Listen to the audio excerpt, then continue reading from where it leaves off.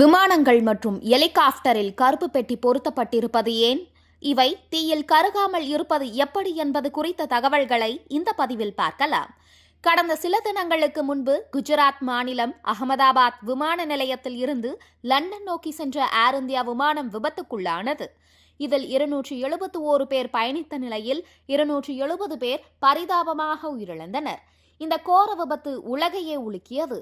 இந்நிலையில் அகமதாபாத்தில் விபத்துக்குள்ளான ஏர் இந்தியா விமானத்தின் கருப்பு பெட்டி மீட்கப்பட்டு அமெரிக்காவிற்கு அனுப்பி வைக்கப்பட்டுள்ளது.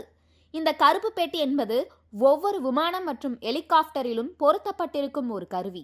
இவை விமானம் மற்றும் ஹெலிகாப்டரில் ஏற்படும் விபத்துக்கான காரணங்களை கண்டறிந்து அவற்றை ஒளிபரப்புவதில் முக்கிய பங்கு வகிக்கிறது. விமானத்தின் வால் பகுதியில் பொருத்தப்பட்டிருக்கும் இந்த கருவியானது விமானிகள் மற்றும் ஊழியர்களின் உரையாடல், விமானம் செல்லும் வேகம், அவை பறந்து செல்லக்கூடிய உயரம் மற்றும் அவற்றின் காலநிலை என அனைத்து தகவல்களையும் சேகரித்து வைத்திருக்கும். டைட்டானியம் என்ற தனிமத்தால் செய்யப்பட்ட இவை புவி ஈர்ப்பு விசையை விட 3400 மடங்கு விசையையும் 1000 டிகிரி செல்சியஸை விடவும் அதிக வெப்பநிலையையும் தாங்கக்கூடியது என்பதால் இவை எளிதில் தீப்பிடிக்காது.